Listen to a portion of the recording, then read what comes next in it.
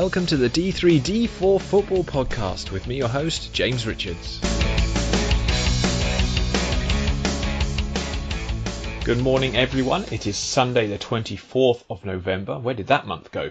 Very fast indeed. We have got a load of action to talk about. Some controversy as well, especially in League Two, where there was a situation that occurred after the Leyton Orient Forest Green game that deserves some comment. We'll get onto that later. We will cover all the League 1 and 2 action as always, and just hope that everyone's enjoying the build-up to the festive period and not been too put off by the kind of foggy, gloomy weather we've had to endure over the last probably week or so. I think it's been pretty dour where I am anyway. But I am joined, as per usual, by Chris Stringer. Good morning, Chris. Morning, James. Oldham win to talk about. Oh, makes a change, doesn't it? Really does make a change, and it sounds like it was a well-deserved win for once. Yeah, professional job done at the Fortress Rodney Parade, which they've a little bit tough time going on at Newport in the last few games, so we'll have a quick chat about that as well. But we're going to jump in to the action, starting as we do each week in League 1. League 1. And you might think we'll go straight for the big scoreline, but before we do, I think Wycombe Wanderers deserve a little bit more credit than they are getting.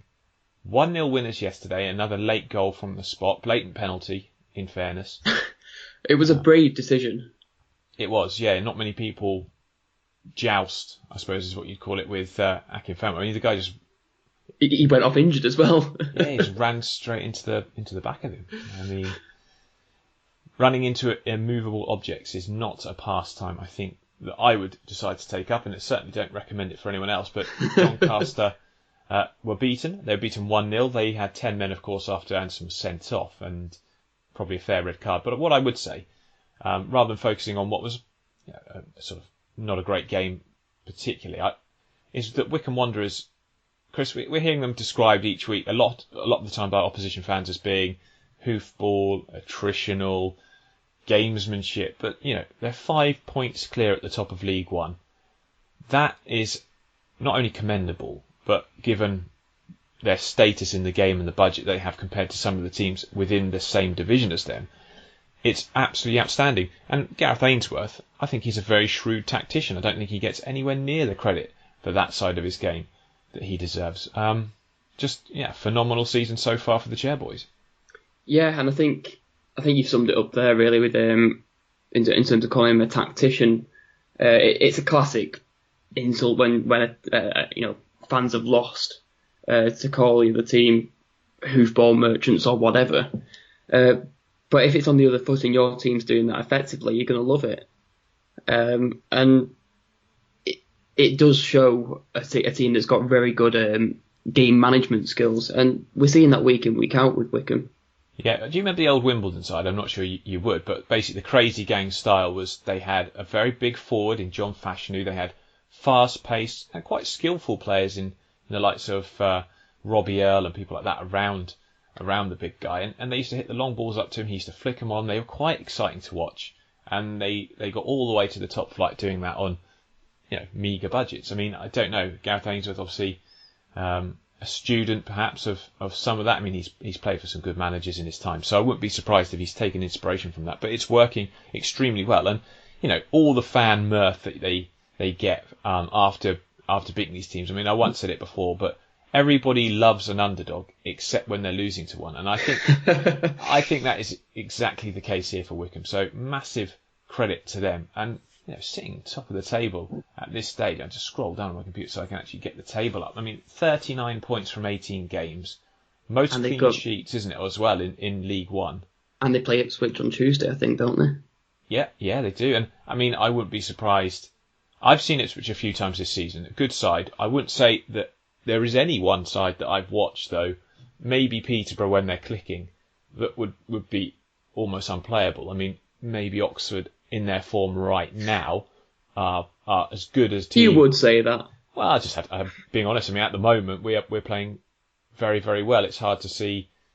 It's not to say hard to see us losing. We'll lose games, no doubt. But we're playing some of the best football that we've had since Carl Robinson took over, certainly for probably many years, and it's been consistent, which is the hard thing to do. So it's not hard to beat Southend, though. We'll get onto that shortly, but I think that Wycombe Ipswich game is going to be fantastic. I'm really looking forward to seeing the outcome.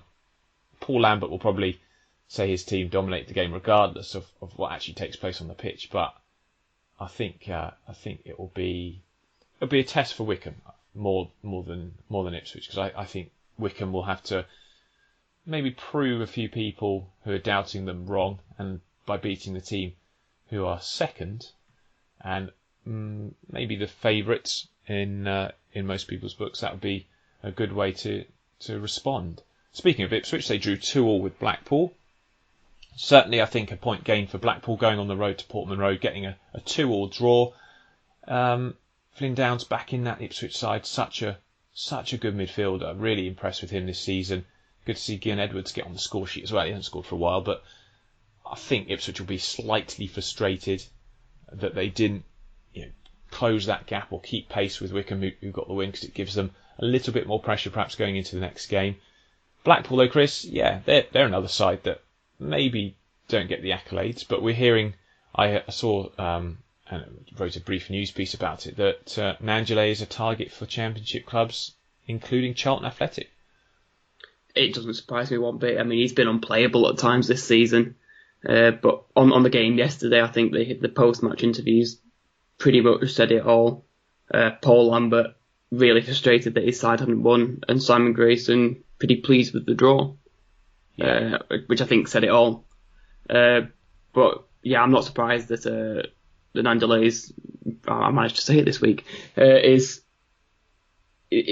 getting a lot of accolades from championship teams, and rightly so. Yeah, never played in the championship, and his highest scoring season in league football was 10 goals last season. You'd expect him, he's equalled that already, I think, but I mean, you'd expect him to easily beat it this season. Whether he'll make it in the championship, it's hard to say, and Charlton, will give him a lot of service. They've got some great technicians in the midfield.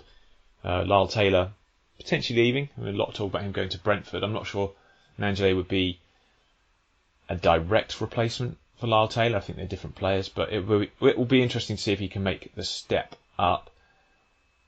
Right, the other game that caught my eye, I thought at one point I'd fallen into another dimension when I saw this, but it was MK Dons versus Rotherham, Chris, and at half time it was 2-0 to MK Dons. They took a 2-0 lead fairly early into the game, and you're thinking, maybe something's happening here under Russ Martin. Maybe they finally, they got Joe. I mean, Joe Mason found the score. Yeah. He hasn't had anywhere near the kind of run of games and the performances that perhaps you'd expect him to since his early promise. But yeah, 2-0 up. But no, lo and behold, the MK Dons' defensive frailties came to light again. Again, another silly red card right at the end. That's God, it reminds me of the game between was it Freiburg and Frankfurt? Oh yeah, that guy totally took out the coach, and he sent him sprawling to the deck. It was a little bit like that. He just thumped this guy to the floor. It was obviously weird.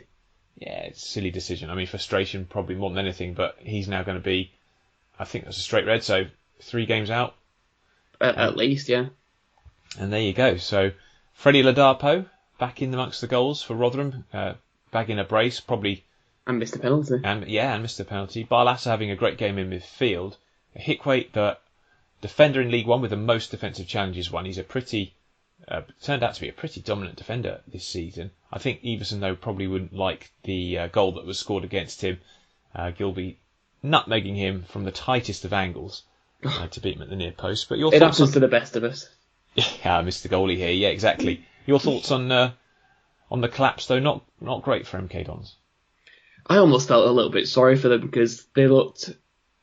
I mean, I was just looking through their stats here. They had 61% possession, created 14 chances. All right, it's not as many as Rotherham's, but it's a good number to have, and took a lead that looked deserved on the highlights at least, and collapsed. And it's a sign of a club that's a team that's playing with low confidence, and it's really it must be really frustrating to watch because they've clearly got quality in that side, and I'm not sure what they have to do to change that. I think they need. Well, I mean, it's a fragile mentality, isn't it? You know, you go 2-0 up, you concede a goal, and then suddenly everything's against you, and it looked very much like that in this one. And they've got still a fair few players out with injury, which I think will be concerning to the manager. I mean, you will be shocked if they don't bring in another striker in the January transfer window to give They them that. must do. They have to. I don't see how they can continue with. I mean, they've got probably 2 fit strikers in Mason and Barry, and that's it. Yeah, I know the feeling. Yeah, you know, they really do need to improve. But rather than fair credit to Paul Warren's side, they didn't turn up in the first half. Completely different side in the second, and get themselves a wonderful comeback win. Tell you what, Ian will be worried. Rotherham going for promotion again. He really wanted a mid-table obscurity season. Oh yes. Well, they're in 4th, you know, and they've been up and down. Their home form hasn't been particularly great, but I mean they've certainly they're made 4th up with for a game in hand. Yeah, they are. Well, they are, and they're 4 points? Is it behind Ipswich? And that's impressive. Though they don't have a game in hand on Ipswich, do they? No, they don't. Just a game in hand on Coventry and Peterborough. Yeah, impressive stuff. I think they're better away from home than they are at home. That's from the evidence I've seen so far this season. But they've got Matt Crooks-Smith and obviously Ladapa who can score goals. Good technicians in midfield. Wiles is probably the most exciting player. Really impressed with the youngster. I think he's been terrific for them this season. And so the second half of the campaign will certainly be really interesting from a Miller's perspective. Maybe not so much for Bolton. We've been bigging them up this week or last week on the pod and the last couple of weeks when they've got impressive victories. Bit of a bang back down to earth in this one. 7-1 defeat. Yes, they had a man sent off, but it was. I mean, that was a questionable red card. It's never a red card. I'm sorry. I mean, people are very coy about it on the punditry, trying to say it's harsh. It's not harsh. It's not a red card. Not in a million years. It's hardly a foul. The argument is that it was denying a clear goal-scoring opportunity. But I'm sorry, he's going away from goal. But what happened to the double jeopardy rule as well? Wasn't there something that they said you can't send someone off and give a penalty, or is that just? I have no idea how that rule works. I think we're 3 years into that rule, and I'm still foggy on how it actually works. I just think it was he sort of rolled him. He hardly touched him. Though, I thought it was a soft penalty, actually. Yeah, that's what I thought. When I saw it, I go, how's that even like a foul? I can see how he's given a penalty, but for me, it's a penalty and nothing else. I wouldn't book him for that. I certainly wouldn't give him a red card for that. I mean, he gave him a straight red, didn't he? It's a straight red. That is a rubbish. That's terrible. I mean, honestly, it's probably the second worst refereeing decision of the weekend, and we'll come on to the worst. Yeah, I know exactly the other one you're going to do, and it's with our favourite referee as well. Yes. Dreadful. We'll get to that after. We will. Don't let me forget it either, because I won't. it is terrible. It needs highlighting. But yeah, so they then collapse. Colby Bishop, though, what a signing he's been. I think he's up to 8 goals, something like that for the season for Accrington. Very impressed with how he's taken to league football, and that's a massive win. Sean McConville back amongst the goals, bit of confidence for him.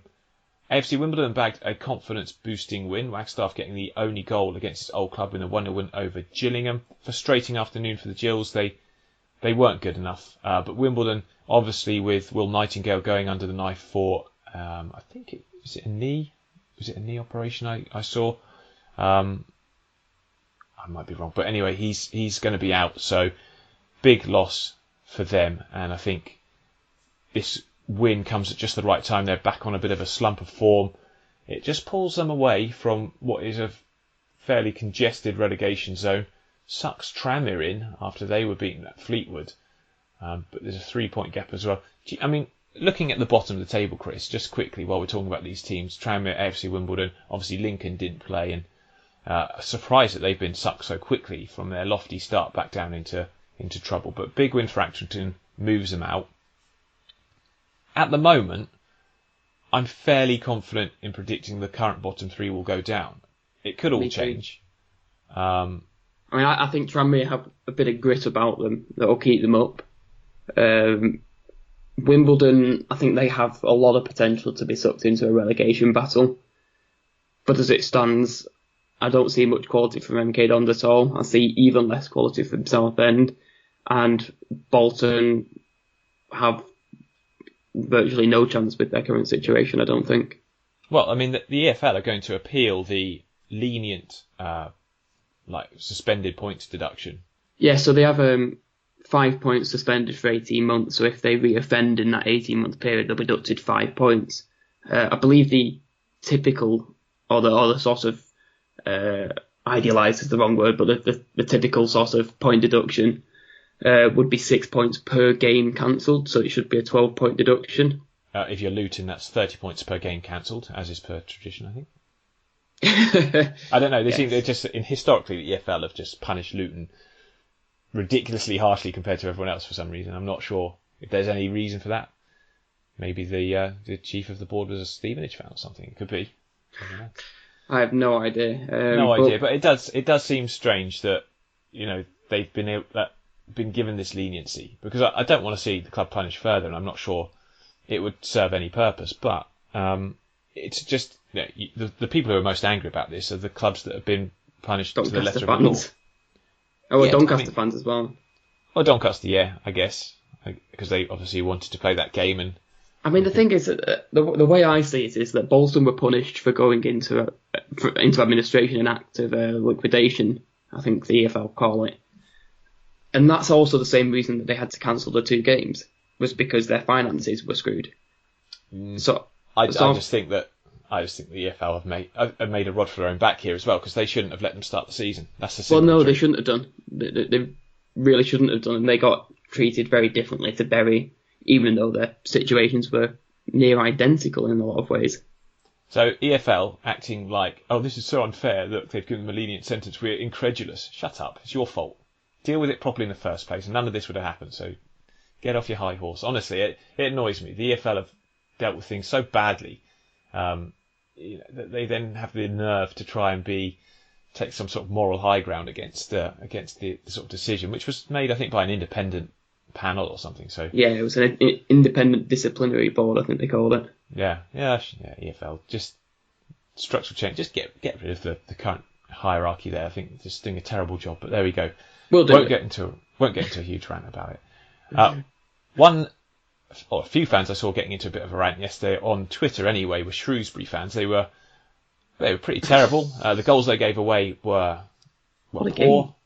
Yeah, they were. I mean, I saw on the was it the Quest highlights, they were mentioning how there was a contender here from Bristol Rovers for like a goal of the weekend or goal of the season or something. It was a mistake. Yeah, I thought that at the time. I thought, that's not a goal of the season. That's a terrible defending. Joe Ward's strike that won the game for Peterborough, who tend to score loads of worldies every season. That's a good goal. This one was just, I think it was Joe Murphy in goal, just gave the ball away. He was nowhere near in position when the guy took the shot, and it was pretty much an open goal. So yeah, the keeper slipped. Did he give the ball away and he slipped, and then the striker had one of the easiest finishes of the afternoon. I mean, It wasn't an easy finish per se, but it was a simple enough finish. For a professional footballer, you'd expect him to hit the goal from the distance he was. But Shrewsbury, Josh Lauren played a really good game for Shrewsbury, got them back in it. Impressed with Agogo, not celebrating because he was a key player there, but they threw it away. He nearly celebrated, didn't he? You could see him go, yeah, no. no, better not. But I have to say, Bristol Rovers, they're playing with the kind of grit under Graham Coughlin that is hugely commendable. They're playing without their top scorer at the moment. Yeah, scoring 4 goals away from home without your top scorer is impressive. Shrewsbury did give them a couple of them, though, to be fair. And I think frustrating times for Shrewsbury fans, because that squad is good, and defensively they've been very solid. Generally, in the games I've watched them, actually their defensive style has almost, I think, hurt the way that they play, and I think it's sometimes been far too defensive, far too willing to sit back and not go forward enough, especially when you consider they do have some impressive players. Jason Cummings, of course. I mean, he's a live wire. Ryan Giles came off the bench and was really impressive as well. Got excellent pace. But no, fair credit to Bristol Rovers. They go there, they get the win. They've had a very good season so far. But yeah, frustrating afternoon for Shrewsbury, because they're a side that they'll be looking at this playoff race and thinking, we could be amongst this. We've got a squad with enough quality to be there or thereabouts. I mean, this is one of the most competitive League One campaigns because no one's running away with it. I mean, Wycombe have got that 5-point gap, but you could see them being caught, or you can see them being.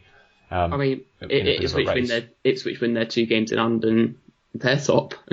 Yeah, it's a wonderful. I mean, the only thing that's kind of ruined this whole League One season is the financial difficulties and losing Bury, and that kind of has undermined it slightly. But actually, in terms of the competitiveness, without Southend, everyone else you feel could do something. And let's come on to Southend, because they gave Oxford a goal inside 53 seconds, and I say gave them a goal. It was his senior debut as well, wasn't it? Yeah. Just complete lapse in concentration. Sol Campbell, he sets them up for the game, knows Oxford are going to be a dangerous side to play against, high on confidence, in good form, and Taylor passes it straight to Matty Taylor, and he's a great finisher. He slots it away. If you're going to pass it to anyone, you don't pass it to him. Well, not inside the 6-yard box as well. I mean, probably 8 yards out, something like that. He gave it to him, and it's not as if he wasn't wearing a grey kit or something that couldn't be seen. It was just awful. And then Dieng does the same thing. He comes out, plays the ball straight to James Henry, and then he backs off to Adventure Island. And Dieng really has no excuse. He's such an experienced player at this level. And James Henry punishes them, and it's 2-0. And to be fair, they kept going Southend. At times, I thought Hopper in particular looked like he was dangerous. Simon Cox had a few nice touches, but they're in dire straits. I hope Sol Campbell is given time, because I know this season is a car crash, and it kind of looked like it's written off. But I think Sol Campbell has proven that if he can bring players in and build something, then he'll do all right. But I would say that Southend are in a far worse position in terms of the playing squad and its quality gap between them and the teams around them compared to when Sol Campbell went to Macclesfield, because Macclesfield had a squad that were in bad form, but he straightened it out, and the good players in that team that more than able to drag them out of danger. I just don't see that happening at Southend. There's just issues from bottom to the top at Southend, and I think if anyone's going to be able to bring it together, it is Sol Campbell. As you touched on, the playing squad is so poor, and they've got so many issues off the field that time's needed. Yeah, I would not ever judge a manager. I don't see this as Sol Campbell's team. I don't really take into account any of the results he's got so far, because he's gone into it's a poorly assembled team. It really is, and I feel so sorry for the fans, because they're going week in, week out, and they're actually terrific support yesterday they gave them. They really didn't give up on them, even though they were clearly right from the off going to lose the game. So credit to those Southend fans that go and watch and just keep supporting their side. I wasn't surprised to see some very angry Sunderland fans on Twitter yesterday. It's kind of a thing now, isn't it? Richard as well. And yeah, no one's happy. 1-1 draw. Coventry should have won the game, I reckon. I mean, they were definitely first half much the better team. Go on then, you take it, Chris, because you talk to Sunderland fans more than I do. Again, though, are we judging Parky far too soon here? It's so hard to say. The view of Sunderland fans is that, if anything, it's gone backwards since he's come in. They were frustrated with the performances under Ross, but it's become more dull in the style of football. There's less attacking intent. I mean, I think the fact on Quest last night is that they've scored. They're averaging 1 goal a game since Ross came in, and that includes a 5-0 win. Parky. Since Parky came in. Sorry. I never thought I'd hear Sunderland fans longing for Jack Ross. It's well, it's a sign of things have gone really bad. Then, in that case, I think there's just an overwhelming sense of frustration. There seems to be a lot going on off the field, which seems to be a theme with struggling teams in both League One and 2. Is that whenever they're struggling on the field, there's something going on in the background that doesn't quite feel right. Well, you're exactly. This is what I wanted to know from Sunderland fans, right? Because obviously I follow as closely as I can and as much as time allows. But I know obviously Stuart Donald came in and he was this hero communicator. He was the saviour. Yeah, he was great.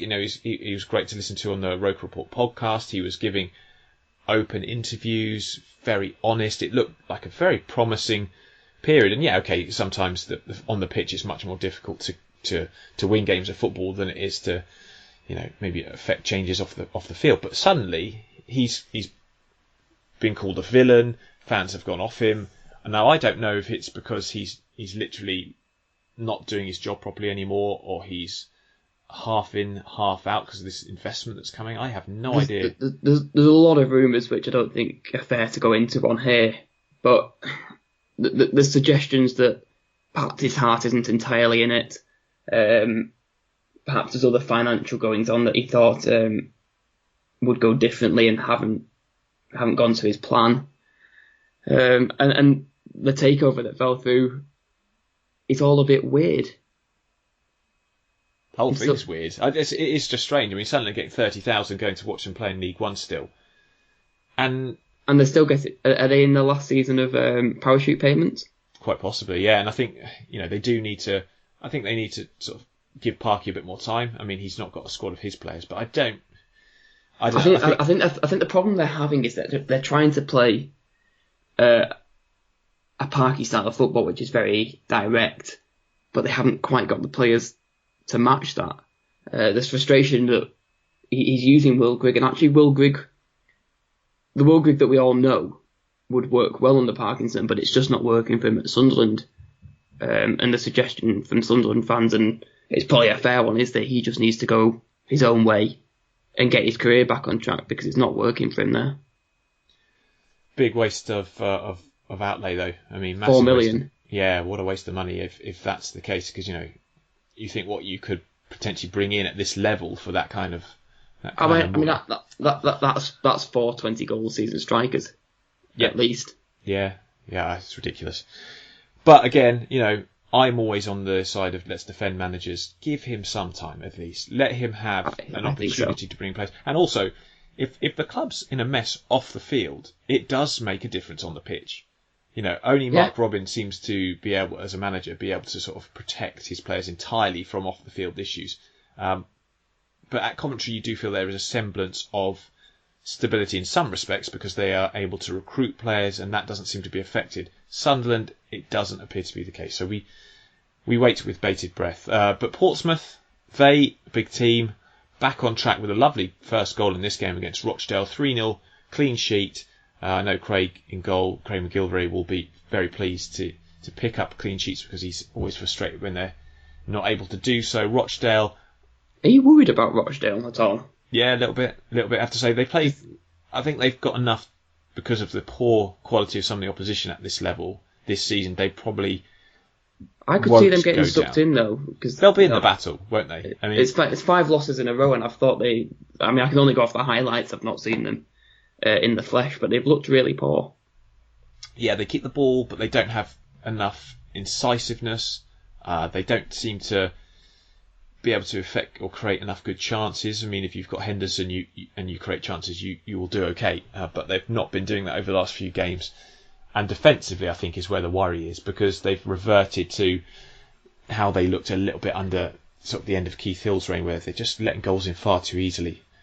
So yeah, they could be sucked in. I mean, they already are in some respects. But for Portsmouth, a big victory, and like we said, they could be right in the mix if they win the games that they had in hand. And it looks like Vernon Curtis back in good form. They could start to click finally.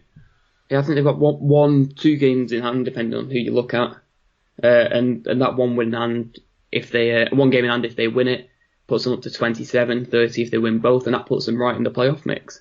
Yeah, I mean they've got a good squad. I think I'd be very shocked to see them not in there. But and Peterborough, of course, we talked about briefly, but they got a 1-0 win in a poor game.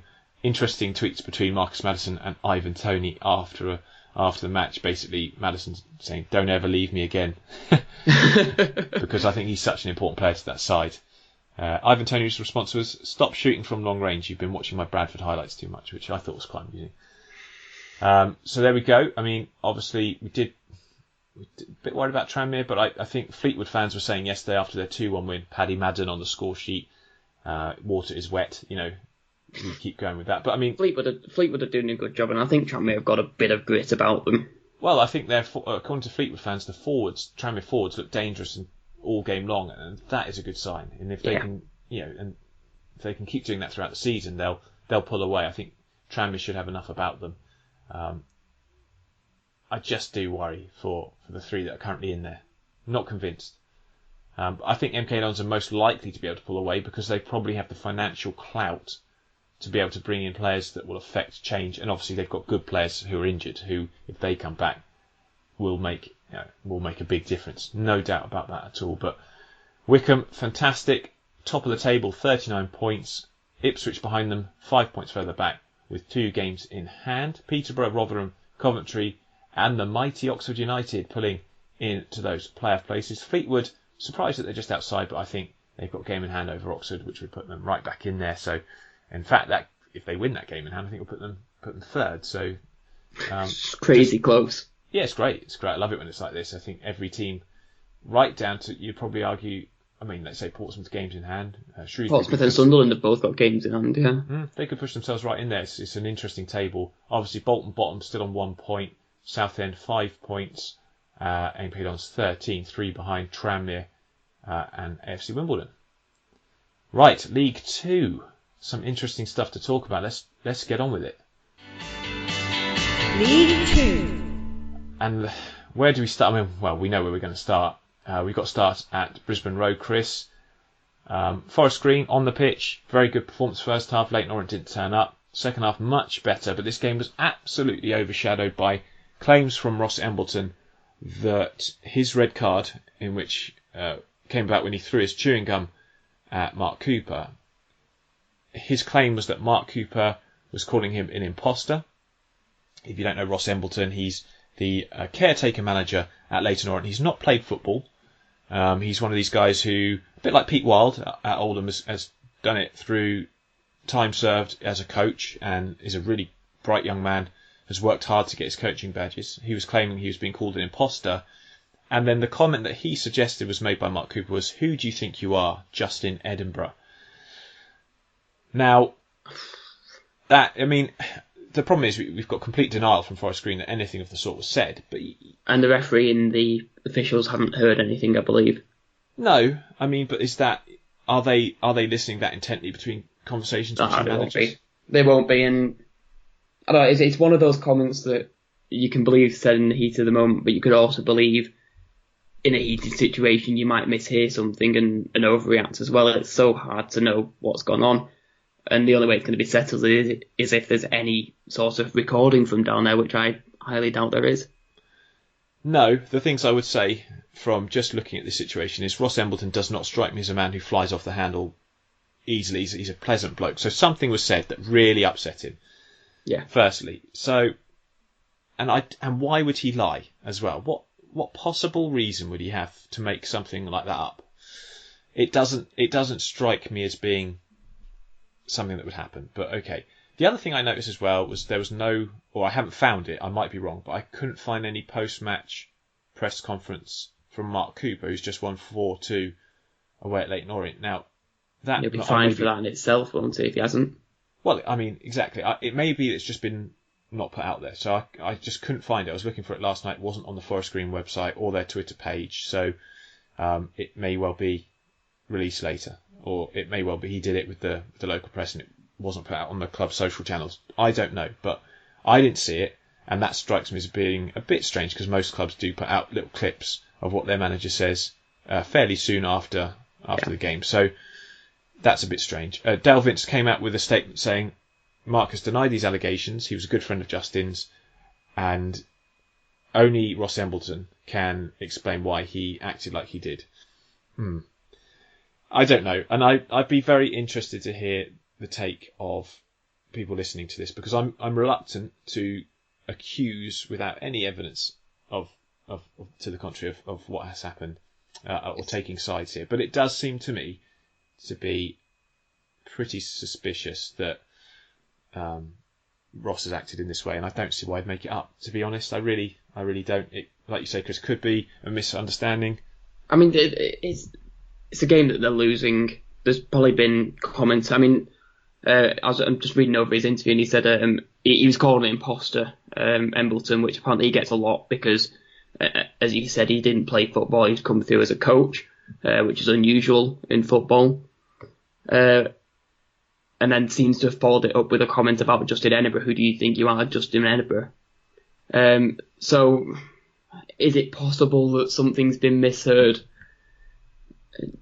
Yeah, maybe, but it's hard to say. Hard to say. I did see Mark Cooper's pre-match interview where he was, he looked genuinely upset about what happened to Justin Edinburgh. I'm sure he is, and I'm sure if he has said it, which of course we don't know if he has or not, he'll be thoroughly regretting it. Yeah. I think whatever's happened has happened because of the game's been overheated. No excuse though, in my opinion. No, it's that's not. What he said, because it's just a cheap, nasty comment aimed at a manager who I think has done a fantastic job in we all admire Leyton Orient for the way they've had to handle this, because it's not easy. They've been brilliant with the family. They've been brilliant with the relations of Justin. It's absolute tragedy. I think they've coped with dignity and done this so well. So, as much as I like Mark Cooper as a manager, if he said this, there's no excuse, and it's disgusting. And frankly, it's hugely disappointing. But we'll see what comes out in due course. He'll have his chance to have his say as well. So let's move back to the football. Forest Green get the win. A very impressive victory. I thought Leyton Orient was so unlucky not to get themselves level. They came out in the second half and completely changed the way they played. I wouldn't be surprised if it was partly due to finding out what was going on on the touchline, perhaps. But fired them up, and then they've hit the crossbar, haven't they, in the 87th minute or something, and then Mondle's gone up the other end and scored. Yeah, it's the way it is. I mean, Ebu Adams has been a brilliant player this season for Forest Green. I know he had a spell at Leyton Orient, but I mean, he's a very good player. I think a very good bit of recruitment done there by Forest Green. Carlisle, 0-0 with Cambridge. I mean, frustrating times for Carlisle. They need to get a new manager in quickly, but they need to get a new manager who will be able to... it's a head coach, so it tells you all you need to know, really, about what is expected. Did they have a director of football there?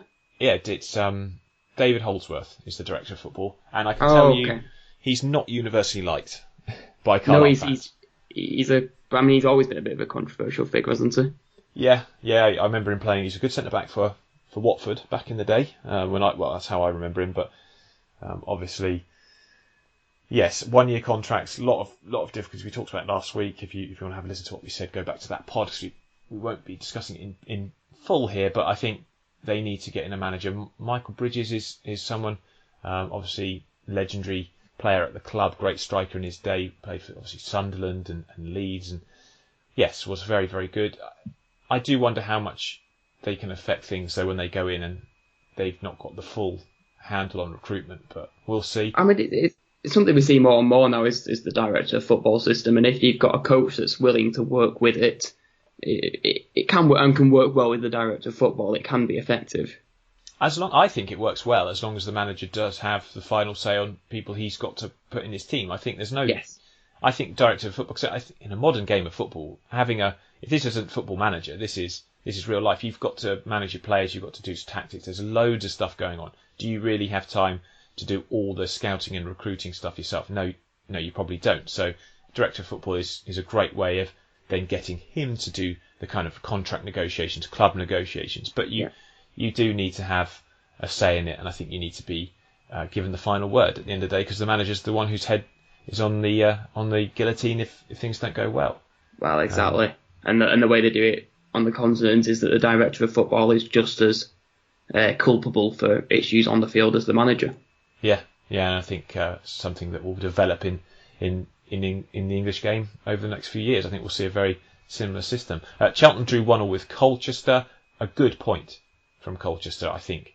They will say going to Brisbane Road, Warden Road, and getting a point against the Cheltenham side that have at home been very, very good this season. Newport, they've been very good at home this season, Chris, but you boys went there.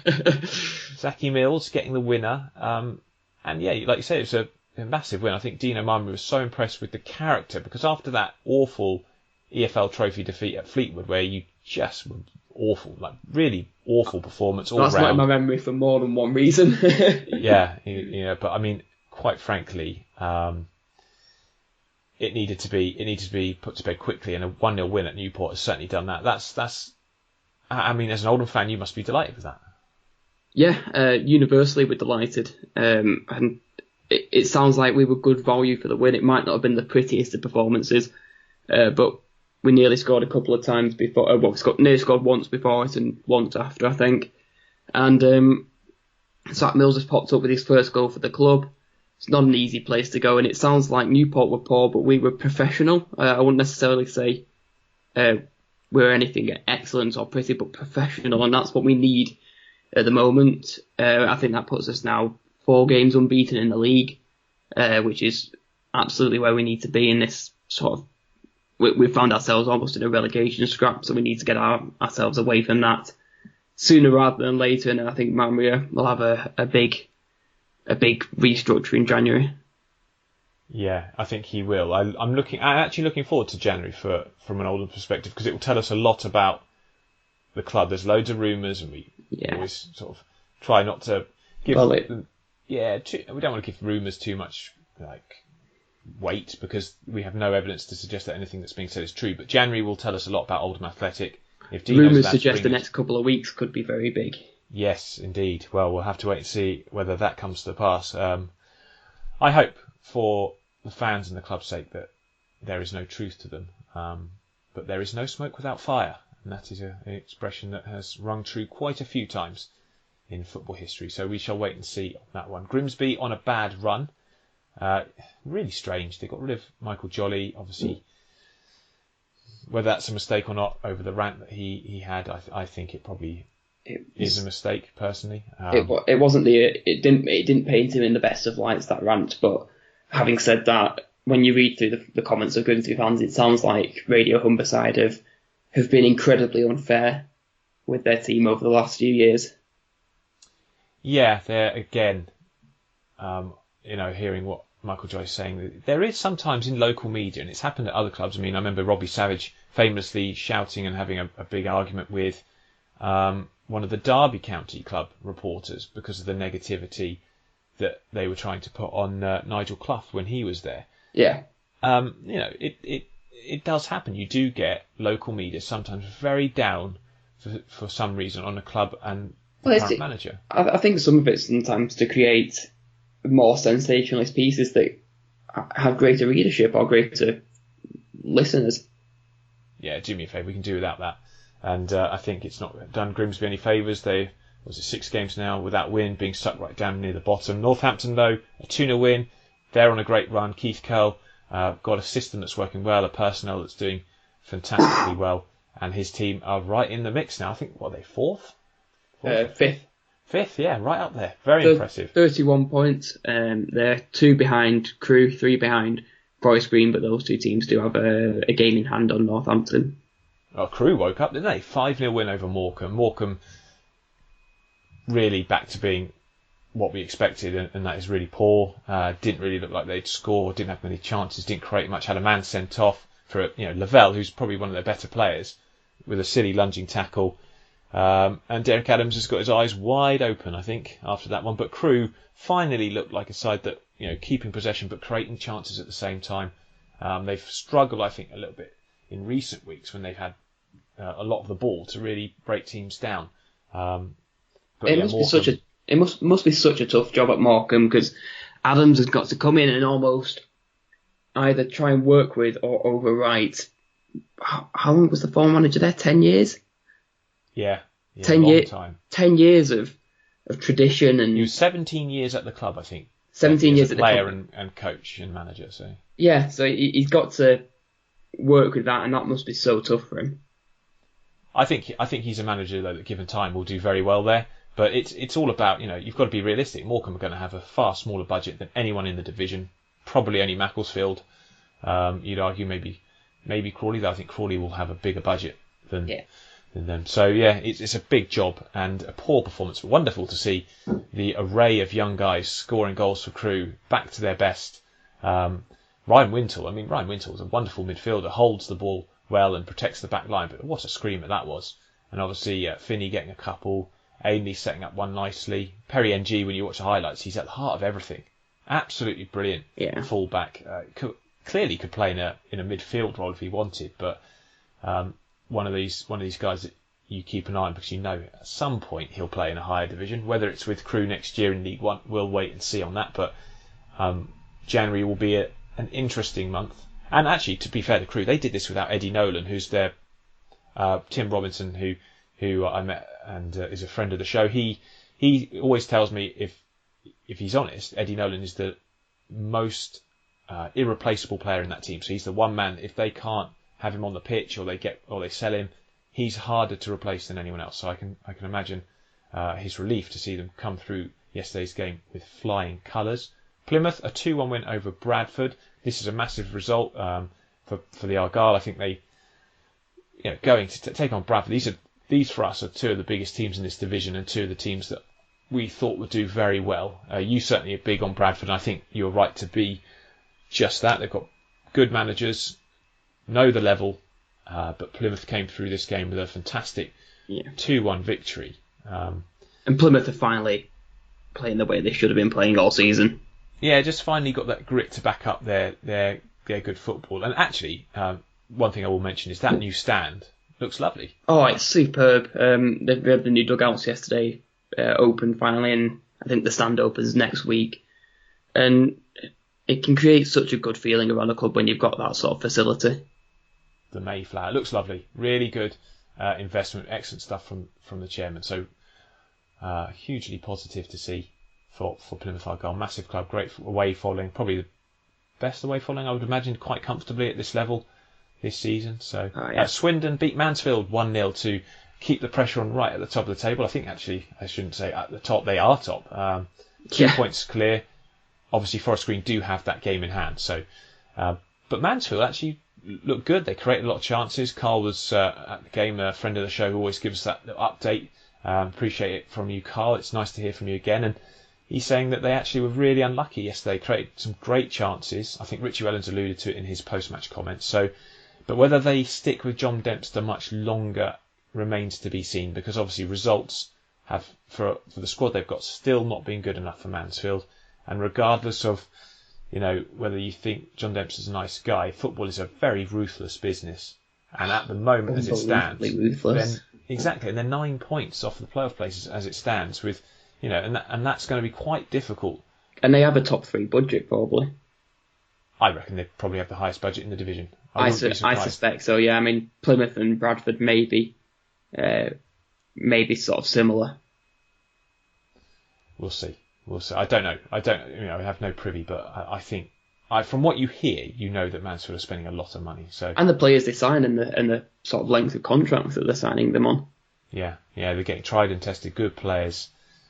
They should be doing better, no doubt about it. Walsall and Stevenage, big game at the bottom. No surprise here that it finished 0-0. Neither was I surprised to see Macclesfield go to Salford and draw 0-0. So, as you were kind of in those two camps. The only other game I want to touch on, final one to mention, is Crawley v Exeter.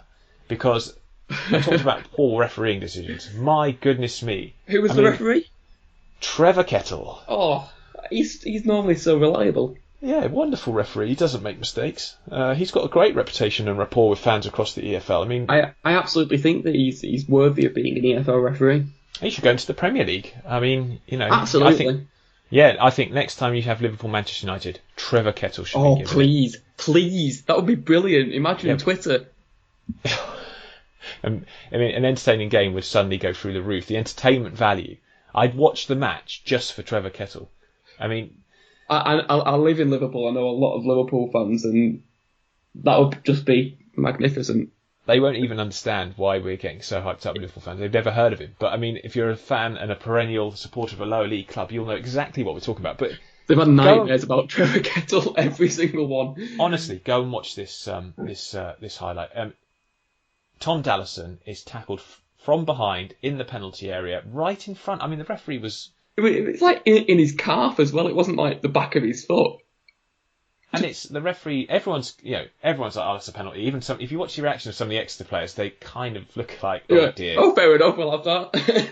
And then they go up the other end, win a corner, and score out a winner. Now, obviously, referees, you can't blame them for everything, because Crawley should have taken the chances that they had throughout the game to give themselves an opportunity to win it. But my goodness me, when you're a manager like Gabriele Cioffi at the moment, who had a great start to the season and is on this slump, the last thing you need against a team like Exeter, who are a fairly good side, is to be given a decision like that. He's calling for VAR, isn't he?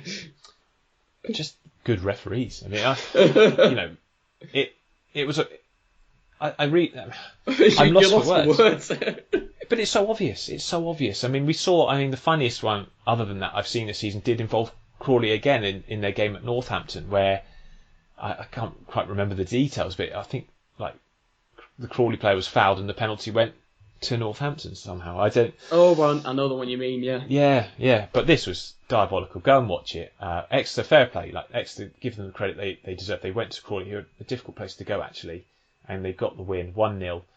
But really disappointing to see a controversial decision like that could have big ramifications for the future of a manager, and obviously, ends them on a disappointing result. But there you go.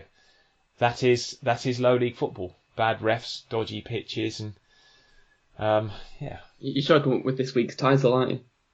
Yeah, no, I've already got it. Ian Bradley gets credit for this week's title. Okay. He's already given it to me, so we'll put that out there shortly on Twitter. But yeah, let's quickly have a look at the table with Swindon top, 36 points from 19 games. Forest Green second with a game in hand. Crewe a game in hand on Swindon as well on 33 points. They have the same goal difference actually as Swindon as well. In fact, all three top teams are within one of each other in terms of the goal difference stakes. 10. Yeah, very close. Exeter, Northampton, Cheltenham and Bradford make up the top 7, with Plymouth now moving just within a point thanks to that win yesterday. So that's close. Port Vale and Scunthorpe, we didn't touch on them. I've just realised that. Scunthorpe making massive improvements under Paul Hurst recently. I thought they were excellent in their win at Leyton Orient. Rode their luck at times. But to beat Port Vale at the moment, you have to be good and you have to be solid. A lovely work goal, Van Veen finishing off to move them closer to where you'd expect them to be, actually. They've moved up to 16th now in the table. Mansfield are 15th, to put that into context of where they are in the current standings. Very disappointing. Morecambe bottom on 14 points, Stevenage 14, and then there's a gap of 5 points between Stevenage, Morecambe and Walsall in 22nd. So that is starting to look like it's a sort of 2-horse race for that relegation place. Yeah. And at the moment, I fear for Morecambe slightly more than Stevenage, but that's only slightly. And we're 5 points above them with a game in hand. Yeah, you're going to finish in the playoffs. Don't say things like that. Nah, Nathan, I saw him say up the Football League we go, so enthusiasm. You'll get me on another trip to Exeter with comments like that. Oh dear. Yes. Actually, it was a good first half down there. Just didn't quite have enough against, and Exeter in the end didn't make it either. So there you go. It was one of those things. But I hope you've enjoyed this podcast, guys. If you want to help support what we're doing, please become a patron for as little as 80p a month. We'd really appreciate that. Thank you to everyone who does already support us. And we shall be back next week. I should have another 30 minutes with coming up midweek, so keep an eye out for that. But yeah, until then, catch you guys later.